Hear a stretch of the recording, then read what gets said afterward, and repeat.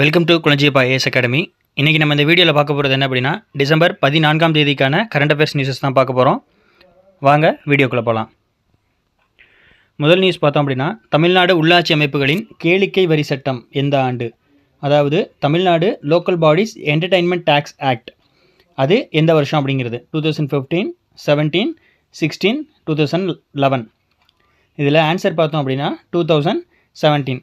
அதாவது எதுக்காக இப்போ நம்ம இந்த நியூஸில் பார்க்குறோம் அப்படின்னா, பொழுதுபோக்கு நிகழ்ச்சிகளுக்கு வரி போட்டிருக்காங்க. தமிழ்நாடு மாநில அரசு 2017ஆம் ஆண்டு தமிழ்நாடு உள்ளாட்சி அமைப்புகளின் கேளிக்கை வரி சட்டத்தில் திருத்தம் கொண்டு வந்திருக்கிறாங்க. அதுக்கான மசோதாவை இப்போ சட்டசபையில் தாக்கல் பண்ணியிருக்காங்க. அது என்னென்னு அப்படின்னா, நுழைவு கட்டணம் வசூலிக்கப்படக்கூடிய எல்லா நிகழ்ச்சியிலுமே 10% கேளிக்கை வரி விதித்திடணும் அப்படின்னு சொல்லி உள்ளாட்சி அமைப்புகளுக்கு அதிகாரம் பண்ணுறாங்க. அதாவது உள்ளாட்சி அமைப்புகளாக இருக்கக்கூடிய நகராட்சியாக இருக்கலாம், மாநகராட்சியாக இருக்கலாம், இல்லை ஊராட்சியாக இருக்கலாம். இந்த மாதிரி நுழைவு கட்டணம் கட்டி ஒரு நிகழ்ச்சி நடத்துகிறாங்க அப்படின்னா, அந்த கட்டணத்துக்கு நீங்கள் அந்த நிகழ்ச்சிக்கு நீங்கள் 10% கேளிக்கை வரி உள்ளாட்சி அமைப்புகளுக்கு நீங்கள் அந்த நடத்தக்கூடிய நிகழ்ச்சி நடத்தக்கூடியவங்க பே பண்ணுற மாதிரி இருக்கும். இதில் கல்வி நிறுவனங்கள் உட்பட எந்த நிறுவனமாக இருந்தாலும் நடத்தக்கூடிய ஒரு இசை கச்சேரியாக இருக்கலாம், இல்லை நாடகமாக இருக்கலாம், பிற நிகழ்வுகள் எது வேணால் இருக்கலாம், கண்காட்சி இந்த மாதிரி எது வேணால் இருக்கலாம். ஸோ இதற்கு 10% கேளிக்கை வரி விதிக்கணும் அப்படிங்கிறது தான் இப்போ இந்த மசோதாவில் தாக்கல் பண்ணுறாங்க.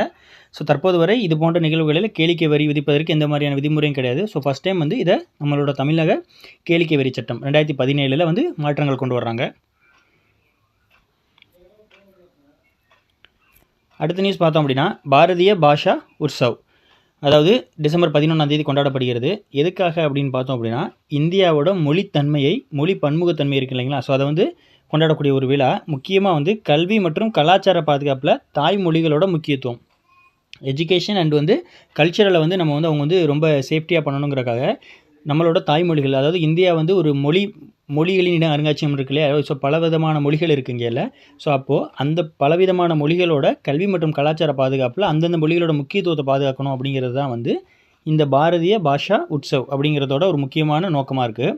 அதே மாதிரி மெக்காலேவின் இந்திய கல்வி குறிப்பு இருக்கு இல்லையா, அது மாதிரி அந்த வரலாற்று நிகழ்வுகள், கல்வி எஜுகேஷன் சம்மந்தமாக நம்மளோட ஹிஸ்ட்ரியில் நடந்த முக்கியமான நிகழ்வுகளையும் இந்த உற்சவில் பிரதிபலிக்கிறாங்க. ஸோ அதே மாதிரி பாஷா செயல் திட்டம், அனுவாதினி செயலி அப்படிங்கிற ஒரு 2 நிகழ்ச்சிகள் இருக்குது. ஸோ இது ரெண்டுமே தொழில்நுட்பங்கள் இந்த கல்வியை ஒருங்கிணைக்கக்கூடிய இந்த முயற்சிகள் எல்லாமே இதை பண்ணுது. அதாவது பாஷா செயல் திட்டம்னு ஒன்று இருக்குது, அண்ட் அனுவாதினி செயலி ஆப் இல்லையா. ஸோ அந்த அனுவாதினி ஆப் எல்லாமே என்ன பண்ணுறாங்க அப்படின்னா, எஜுகேஷன், இந்த கல்வியை ஒருங்கிணைக்கும். அப்போது முக்கியமாக இந்த பாரதிய பாஷா உற்சவ் அப்படிங்கிறது எதுக்கு அப்படின்னா, எஜுகேஷன் தான். எஜுகேஷன் ப்ளஸ் கலாச்சாரம். இதில் நம்மளோட மதர் டங்ஸ், அதாவது தாய்மொழிகளோட முக்கியத்துவத்தை இது பண்ணணும். அப்போது ஒரு இதுலேயுமே பழங்காலத்தில், அதாவது முன்னாடி நம்மளோட ஹிஸ்ட்ரியில் எஜுகேஷன் எப்படி ஒரு டெவலப்மெண்ட் வந்திருக்கு. ஸோ இப்போ அதே மாதிரி இப்போ நம்ம ஒரு கண்டென்ட் எஜுகேஷனில் ஒன்று படிக்கிறோம் அப்படின்னா, இதை அவங்களோட இப்போ இங்கிலீஷில் இருக்க ஒரு இதை நம்ம நம்மளோட தாய்மொழி தமிழ்லையோ, இல்லை பெங்காலிலேயோ, இல்லை தெலுங்குலையோ, கன்னடத்துலையோ, இந்த மாதிரி அவங்கவுங்க தாய்மொழிகளை படிக்கிறதுக்காகவும், அவங்களோட கலாச்சாரங்கள் முன்னாடி இருந்ததை இந்த மாதிரியான அதை பாதுகாக்கணுங்கிறக்காகவுமே அவங்களோட தாய்மொழி அதில் எவ்வளோ இம்பார்ட்டன்ஸ் இருக்குது அப்படிங்கிறதுக்கு முக்கியமாக அனுவாதினி ஆப் அப்படின்னு சொல்லி ஒரு ஆப்பும், பாஷா செயல் திட்டம்ங்கிற ஒரு திட்டத்தையுமே மத்திய அரசு பண்ணுறாங்க. அடுத்த நியூஸ் பார்த்தோம் அப்படின்னா, ஹைகோர்ட் ஜட்ஜோட இம்பீச்மெண்ட், அதாவது ஹைகோர்ட் ஜட்ஜோட பதவி நீக்கம். அதாவது எதனால் இப்போ இந்த நியூஸ் நம்ம பார்க்குறோம் அப்படின்னா, அதாவது அலகாபாத் ஹைகோர்ட்டோட ஜட்ஜ் என்ன பண்ணியிருக்காரு அப்படின்னா, ஜஸ்டிஸ் யாதவ் என்ன பண்ணியிருக்காங்க அப்படின்னா, அவங்களுக்கு எதிராக நாடாளுமன்றத்தில் அவங்கள பதவி நீக்கம் பண்ணணும் அப்படிங்கிறதுக்கான தீர்மானத்தை எதிர்க்கட்சிகள் கொண்டு வர்றாங்க. ஏன் அப்படி பண்ணாங்க அப்படின்னா, அவங்க ஒரு பொது வெளியில் ஒரு முக்கியமான மைனாரிட்டிஸுக்கு எதிராகவும், அதாவது சமூகத்தில் குறைவான எண்ணிக்கை இருக்காங்க இல்லையா, அவங்களுக்கு எதிராக ஒரு பப்ளிக் மேட்டரில் அவரோட கருத்துக்களை அவர் சொல்லியிருக்காங்க. அதனால தான் இதை எதிர்க்கட்சிகள் கையில் எடுத்து ஒரு ஹைகோர்ட்டோட ஜட்ஜாக இருக்கக்கூடிய ஒரு நபர், அதாவது நீதிமன்றம்ங்கிறது அரசாங்கத்தையுமே அதாவது நிர்வாகம், நீதி, சட்டமன்றம் 3 இருக்கு இல்லைங்களா. அப்போ அந்த 3லையுமே 3 ஒன்றே சாராமல் தனித்து இயங்கக்கூடியது நீதிமன்றம் இல்லையா.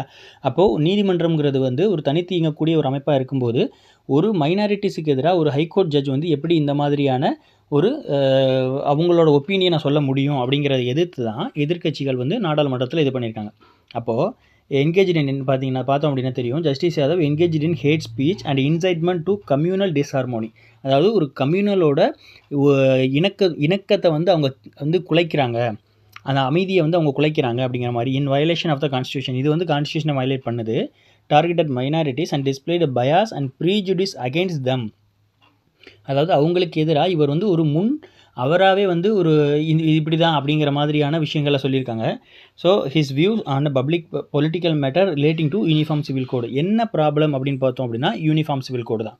அதாவது எல்லாருக்குமே வந்து பொதுவான ஒரு சட்டம் வரும்போது அந்த யூனிஃபார்ம் சிவில் கோடு சட்டத்துக்கு எதிராக தான் வந்து அது வந்து Muslims, Christians, Hindus and Sikh இவங்க எல்லாருக்குமே ஒரு பொதுவான சட்டம் இந்திய அளவில் நடைமுறை வரணுங்கிறது தான் அந்த சட்டம் சொல்லுது.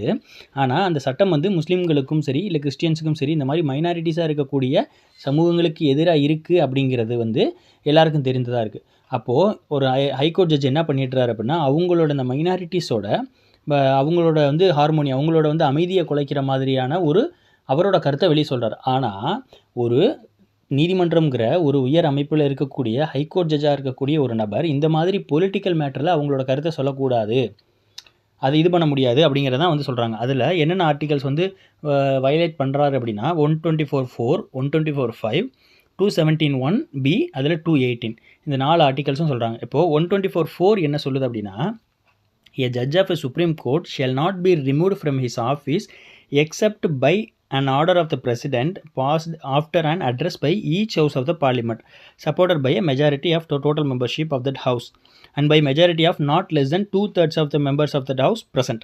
அதாவது என்ன சொல்கிறாங்க அப்படின்னா ஃபஸ்ட்டு ஒரு பிரசிடெண்ட்டோட ஆர்டர் மூலியமாக மட்டும்தான் வந்து ஒரு ஹைகோர்ட் ஜட்ஜை வந்து இம்பீச்மெண்ட் பண்ண முடியும், பதவி நீக்கம் பண்ண முடியும் இல்லையா? அப்போது பிரசிடெண்ட் எப்படி ஒரு ஆர்டர் பாஸ் பண்ணுவாங்க? அதாவது பார்லிமெண்ட்டில் இருக்கக்கூடிய 2 ஹவுசஸ்லையுமே வந்து என்ன பண்ணணும் அப்படின்னா மெஜாரிட்டி அவங்க காமிக்கணும். அப்போ மெஜாரிட்டி காமிக்கணும் மட்டும் இல்லாமல் ஓவரால் சீட்ஸில் மெஜாரிட்டி வரணும். ப்ரெசென்ட் அன்னைக்கு அந்த இதில் வந்து ப்ரெசென்ட் இருக்கக்கூடிய மெம்பர்ஸில் 2/3 காமிக்கணும் மெஜாரிட்டி. ஓவராலே மெஜாரிட்டி வரணும், ஓவரால் சீட்ஸ்லேயும் கவுண்ட்டில் மெஜாரிட்டி வரணும். அன்னைக்கு அந்த ப்ரெசென்ட்டில் இருக்கக்கூடிய இதுலேயுமே 2/3 வந்து மெஜாரிட்டி காமிக்கணும். அப்படி காமிக்கிறது மூலியமாக அந்த பில் என்ன ஆகும் அப்படின்னா பிரசிடெண்ட்டுக்கு போகும், பிரசிடெண்ட் அதன் மூலிமா பதவி நீக்கம் பண்ணுவாங்க. இது ஒரு மெத்தட். இது 124(4) சொல்கிறது. இப்போ 124(5) என்ன சொல்லுதுன்னா parliament may by law regulate the procedure for the presentation of an address and for the investigation and proof of the misbehaviour or incapacity of the judge and under clause. அதாவது இப்போது parliament ஒரு லா போடலாம். எதுக்காக அப்படின்னா இப்போ வந்து இந்த மாதிரி வந்து ஒரு ஹைகோர்ட் ஜட்ஜ் வந்து அவங்க வந்து ஒரு மிஸ்பிஹேவியர் அவங்களோட வந்து நடைமுறை வந்து சரியில்லை அப்படிங்கிறதுக்காகவோ இல்லை இன்கெப்பாசிட்டி அவங்க வந்து ஒரு ஹைகோர்ட் ஜட்ஜாக இருக்கக்கூடிய அளவுக்கு தகுதி அவங்களுக்கு இல்லை, அதற்கான அந்த பதவிக்கான இப்போ அவங்களுக்கு வந்து உடல் சம்மந்தப்பட்டோ இல்லை வந்து மனம் சம்மந்தப்பட்டோ இந்த மாதிரி கெப்பாசிட்டி அவங்களுக்கு இல்லை அப்படிங்கிறதுக்காகவோ வரும்பொழுது பார்லிமெண்ட் ஒரு லா இது பண்ணுவாங்க, ஒரு சட்டம் போடுறாங்க. அந்த சட்டத்தின் மூலமாக தான் வந்து இன்வெஸ்டிகேஷன் பண்ணி ஒரு இந்த ஜட்ஜஸ் மேலே வைக்கக்கூடிய அலிகேஷன்ஸ் எல்லாமே, அதாவது குற்றங்கள் எல்லாமே, இந்த மாதிரி குற்றச்சாட்டுகள் எல்லாமே கரெக்டாக இதுதான் இருக்கா அப்படிங்கிறத அட்ரஸ் பண்ணுறதுக்கு ஒரு லா ரெகுலேட் பண்ணுறாங்க. அந்த லா மூலியமாக தான் இதெல்லாம் நடக்குது அப்படிங்கிறது 124(5) சொல்லுது. இப்போ ஆர்டிகல் 217 1(b)யும் ஆர்டிகல் 218 என்னங்கிறத நீங்கள் கமெண்ட் செக்ஷனில் மறக்காமல் சொல்லுங்கள், ஓகேவா? அதே மாதிரி இங்கே கீழே ஒரு இது இருக்குது பார்த்தீங்களா, சுதந்திரத்திற்கான நமது தேசிய போராட்டத்திற்கு உத்வேகம் அளித்த உன்னத லட்சியங்களை போற்றவும் பின்பற்றவும் இந்தியாவின் இறையாண்மை, ஒற்றுமை, ஒருமைப்பாடு ஆகியவற்றை நிலைநிறுத்தவும் பாதுகாக்கவும். இப்போது இது வந்து நம்மளோட ஃபண்டமெண்டல் டியூட்டிஸோட ஒரு டியூட்டி. இந்த டியூட்டி ஆர்டிகல் 51(a)ல சப்கிளாஸில் எத்தனாவதாக வருது அப்படிங்கிறதையும் நீங்கள் கீழே கமெண்ட் செக்ஷனில் சொல்லுங்கள். அதாவது இதில் முக்கியமாக இருக்குது பார்த்தீங்களா, இந்தியாவோட இறையாண்மை, ஒற்றுமை, ஒருமைப்பாடு, அதாவது அதெல்லாமே பாதுகாக்கணும். அப்போது ஹைகோர்ட் ஜட்ஜாக இருக்கக்கூடிய ஒருத்தர் சொல்லக்கூடிய கருத்துங்கிறது அவங்களோட மைனாரிட்டிஸோட அவங்களோட இதை வந்து புண்படுத்துது அப்படின்னா அப்போது வந்து அது வந்து அவங்களோட அதாவது ஒற்றுமையும் ஒருமைப்பாடையும் குலைக்கிற மாதிரி ஆகும். அப்போ அதனால் வந்து சில கலவரங்கள் வரலாம், சில பிரச்சனைகள் வரலாம், என்ன வேணால் நடக்கலாம். அப்போ அவரோட கருத்துங்கிறது வந்து ஒரு சமூகத்தில் ஒரு பெரிய விளைவை ஏற்படுத்துதுங்கிறத வந்து ஃபண்டமெண்டல் டியூட்டிஸையுமே வயலேட் பண்ணுறதாகுது. இப்போது நீங்கள் அந்த ஃபண்டமெண்டல் டியூட்டி எத்தனாவது சப் கிளாஸில் வருதுங்கிறதும் ஆர்டிகல் 217 B என்ன 218 என்ன அப்படிங்கிறதையும் நீங்கள் மறக்காமல் கமெண்ட் செக்ஷனில் சொல்லுங்கள். அடுத்து பார்த்தோம் அப்படின்னா விருப்பத்திற்குரிய நட்பு நாடு பட்டியல் அப்படிங்கிறதுலேருந்து இந்தியா வந்து நீக்கின நாடு எது அப்படின்னு கேட்குறாங்க. பார்த்தோம் அப்படின்னா தெரியும் நமக்கு ஆன்சர் வந்து சுவிட்சர்லாந்து. இப்போ என்ன நடக்குது அப்படின்னா சுவிட்சர்லாந்தில் இருக்கக்கூடிய நெஸ்லே கம்பெனி இருக்குது இல்லைங்களா, சாக்லேட் கம்பெனி. அந்த நெஸ்லே கம்பெனி மேலே வந்து நிறையா வந்து அலிகேஷன்ஸ் வந்து அவங்களோட சாக்லேட்ஸில் வந்து தரம் இல்லை, அவங்க வந்து நிறையா வந்து கொக்கைன் அந்த மாதிரியான இது வந்து சிலது யூஸ் பண்ணுறாங்க, அவங்களோட இதில் வந்து நிறையா வந்து மேனுஃபேக்சரிங்கில் வந்து நிறையா மிஸ்டேக்ஸ் இருக்குது அப்படிங்கிறதுக்கு எதிராக வந்து நம்ம இந்தியன் கவர்மெண்ட் வந்து நிறையா ரூல்ஸை வந்து இது பண்ணாங்க. அப்போது அதன் விளைவு என்ன பண்ணுறாங்க, சுவிட்சர்லாந்து கவர்மெண்ட் என்ன பண்ணுறாங்க அப்படின்னா அப்போ விருப்பத்திற்குரிய நாடுகளில் பட்டியலில் வந்து இந்தியாவை நீக்கிறாங்க. இப்போ இதனால் என்ன நடக்கும் அப்படின்னா இப்போது இந்தியா வந்து அவங்களோட கம்பெனிஸ், இப்போ நம்மளோட கம்பெனிஸ் எல்லாம் சுவிட்சர்லாந்தில் இருக்கும். அப்போது அவங்க வந்து ஒரு ப்ராடக்ட் விற்கிறதோ, மேனுஃபேக்சரிங் பண்ணி விற்கிறதோ, இல்லை வந்து இம்போர்ட் பண்ணி விற்கிறதா இருக்கட்டும், இதுகளுக்கு எல்லாமே 10% டேக்ஸ் வந்து எக்ஸ்ட்ரா பே பண்ணணும். இப்போ அதாவது இப்போ நம்ம வந்து இப்போ இந்த 1 இயரில் வந்து நமக்கு வந்து ஒரு ₹1,00,000 லாபம் கிடச்சிருக்கு அப்படின்னா, அந்த ₹1,00,000க்கான லாபத்துலேருந்து நம்ம 10% வரி கட்டணும் எக்ஸ்ட்ரா. அப்போது இந்த மாதிரியான விஷயங்கள்லாம் இம்ப்ளிமெண்ட் ஆகும். இது வெறும் சுவிட்சர்லாந்தில் மட்டும் இல்லாமல் யூரோப்பியன் யூனியனும் சேர்த்து வர்றதுனால யூரோப்பியன் யூனியன்லேயுமே இந்த சட்டம் அமலாகும் அப்படிங்கிறது தான். இதனால் நடக்கக்கூடிய பின் விளைவுகள்ன்றது இதுதான் இன்டர்நேஷ்னல் சம்மந்தமாக. அடுத்து பார்த்தோம் அப்படின்னா ஃபோர்ப்ஸ் இதழ். அதாவது ஃபோர்ப்ஸ் இதழ் வந்து வருஷம் வந்து அவங்க வந்து சிறந்த தலைவர்கள், சிறந்த ஆளுமைகள் அப்படிங்கிறத பட்டியலில் வந்து ஆண்கள், பெண்கள் அப்படின்னு சொல்லி நிறையா வந்து நிறுவனங்கள் இந்த மாதிரி நிறையா வந்து இது லிஸ்ட் கொடுப்பாங்க. இப்போ இந்த தடவை வந்து 100 பெண்கள் வெளியிடும் முதல் 100 சிறந்த 100 பெண்கள் உலகளவில் வந்து வெளியிட்டதில் 3 பெண்கள் இந்தியாவில் வந்து இடம் பிடிச்சிருக்காங்க. நிர்மலா சீதாராமன் அவங்க நிதியமைச்சர், நம்மளோட நிதியமைச்சர். அதே மாதிரி ரோகிணி மல்ஹோத்ரா அவங்க HCLோட நிறுவன தலைவராக இருக்காங்க. கிரண் மஜும்தார் இவங்க வந்து கிரண் மஜும்தார் அப்படிங்கிறவங்க வந்து பயோகான் அப்படிங்கிற நிறுவனத்தோட தலைவராக இருக்காங்க.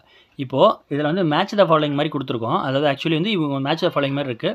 நிர்மலா சீதாராமன் அவங்க எத்தனாவது ஆள் இருக்காங்க அப்படின்னு பார்த்தோம் அப்படின்னா 28வது இடத்துல நிர்மலா சீதாராமன் அவங்க இருக்காங்க. ரோஹிணி மல்ஹோத்ரா அப்படிங்கிறவங்க 81வது இடத்துல இருக்காங்க. கிரண் மஜும்தார் அப்படிங்கிறவங்க 82வது இடத்துல இருக்கிறாங்க. முதல் 100 சக்தி வாய்ந்த பெண்கள் பட்டியலில் இருக்கக்கூடிய 3 நபர்கள் இந்தியாவை சேர்ந்த பெண் நபர்கள் இவங்க. இதில் மத்திய நிதியமைச்சர் வந்து நிர்மலா சீதாராமன் அவங்க 28வது இடமும், ரோஹிணி மல்ஹோத்ரா அவங்க 81வது இடமும், கிரண் மஜும்தார் அவங்க 82வது இடத்துல இருக்காங்க. அதேமாதிரி இந்த கிரண் மஜும்தார் அப்படிங்கிறவங்க வந்து பார்த்திங்க அப்படின்னா இந்த ஹேபிடட் ட்ரஸ்ட், அதாவது இயற்கை வாழ்விடங்களை பாதுகாக்கணுங்கிறதுக்கான ஒரு ட்ரஸ்ட் நடத்துகிறாங்க. சிங்கப்பூரில் வந்து அதே மாதிரி இன்சுலின் உற்பத்தி, ஏஷியாவிலே பெரிய ஒரு இன்சுலின் உற்பத்தி ஃபேக்ட்ரி வந்து இவங்க ரன் பண்ணுறாங்க.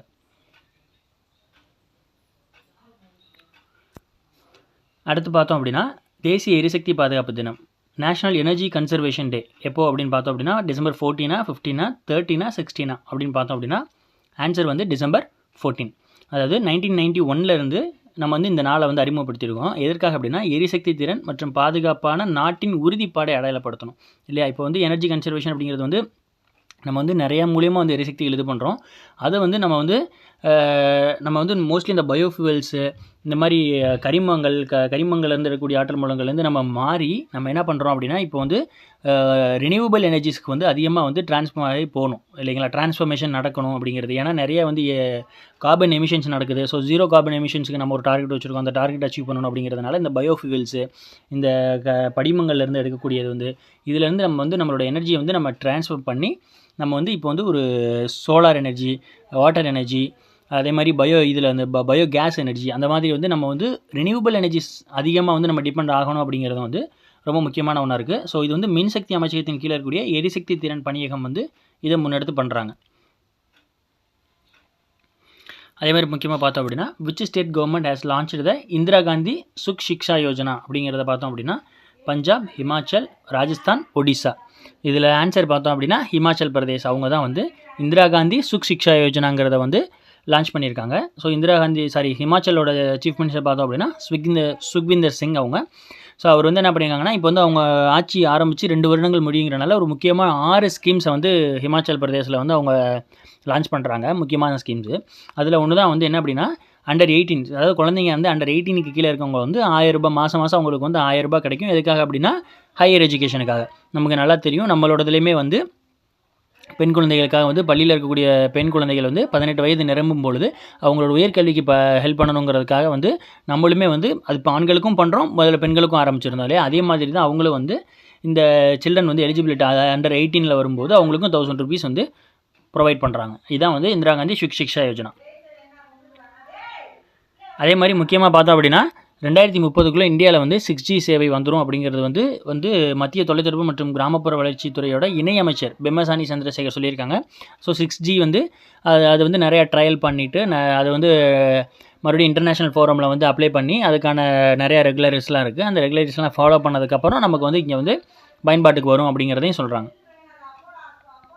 ஸோ அதே மாதிரி பார்த்தோம் அப்படின்னா ஃப்ரீ டெமோ கிளாஸஸ் இருக்குது நம்மளுடைய குளஞ்சியப்பா ஐஏஎஸ் அகாடமியில். ஏன்னா வரக்கூடிய எஸ்ஐ எக்ஸாமில் டிபார்ட்மெண்டல் ஸ்டூடெண்ட்ஸுக்கு இன்றைக்கி வந்து லாஸ்ட் நாள் வந்து 14ஆம் தேதி. ஸோ டிபார்ட்மெண்டல் ஸ்டூடெண்ட்ஸில் இருந்து எழுதுகிறவங்க வந்து லா சம்மந்தமாக நிறையா கொஸ்டின்ஸ் வரும். ஸோ பிஎன்எஸ், அந்த பிஎன்எஸ்எஸ், பிஎஸ்ஏ இந்த மாதிரி புதுசாக மாற்றப்பட்ட 3 சட்டங்கள்லையும் இருந்து வரக்கூடிய கேள்விகள் எந்த மாதிரி இருக்கும், எந்த மாதிரி வந்து அதை வந்து அட்டன் பண்ணணும், எப்படி அதில் மார்க்ஸ் நல்லா ஸ்கோர் பண்ணணுங்கிறதுக்கான டெமோ கிளாஸஸ் நடக்குது. ஸோ மார்னிங் 7 to 9:30 நடக்கும். ஸோ ஆன்லைன் அண்ட் ஆஃப்லைன் ரெண்டுலையுமே இருக்குது. நீங்கள் வந்து உங்களுக்கு இதுக்கு ஏதாவது queries இருந்தது அப்படின்னா நீங்கள் கீழே இருக்கக்கூடிய நம்பரில் நீங்கள் காண்டாக்ட் பண்ணலாம். அது மட்டும் இல்லாமல் வரக்கூடிய எஸ்ஐ எக்ஸாமில் டெஸ்ட் பேட்சஸ் இருக்குது, கிளாஸஸ் இருக்குது. இது சம்மந்தமான ஏதாவது queries இருந்தாலும் நீங்கள் வந்து கீழே இருக்கக்கூடிய நம்பரை காண்டாக்ட் பண்ணி நீங்கள் வந்து உங்களோட டவுட்ஸை கிளியர் பண்ணிக்கலாம். இப்போ குயிக்காக ஒரு ரிவிஷன் மட்டும் பார்த்துருவோம். ஃபஸ்ட்டு பார்த்தோம் அப்படின்னா தெரியும், தமிழ்நாடு உள்ளாட்சி அமைப்புகளோட கேளிக்கை வரி சட்டம் எப்போ அப்படின்னு பார்த்தோம் அப்படின்னா 2017. பாரதிய பாஷா உற்சவ் டிசம்பர் 11 நடந்தது. ஸோ முக்கியமாக எஜுகேஷன் அண்ட் கலாச்சாரம், இதுக்கு வந்து தேசிய தாய்மொழி, ஒவ்வொருத்தவங்களோட தாய்மொழி சம்மந்தமாக முக்கியத்துவம் எப்படி இருக்குது அப்படிங்கிறது. ஹைகோர்ட்டோட ஜட்ஜ் இம்பீச்மெண்ட் அதாவது முக்கியமான ஆர்டிகல்ஸ் இருக்குது. ஸோ 124(4)ல் 124(5). உங்களுக்கு இதில் வந்து 217(1)B-யும் 218 என்னென்னு சொல்லணும். அதே மாதிரி இருக்கக்கூடிய டியூட்டி வந்து எத்தனாவது 51A எத்தனாவது சப் கிளாஸாக வருதுங்கிறதையும் நீங்கள் சொல்லணும். ஸோ இந்த விருப்பத்துக்குரிய நட்புணர் பட்டியலேருந்து இந்தியாவை சமீபத்தில் நீக்கிய நாடு எதுன்னு கேட்டோம் அப்படின்னா சுவிட்சர்லாந்து. ஃபோர்ப்ஸ் இதில் வந்து சக்தி வாய்ந்த 100 பெண்களில் வந்து 3 பேர் இந்தியாவில் இருந்திருக்காங்க.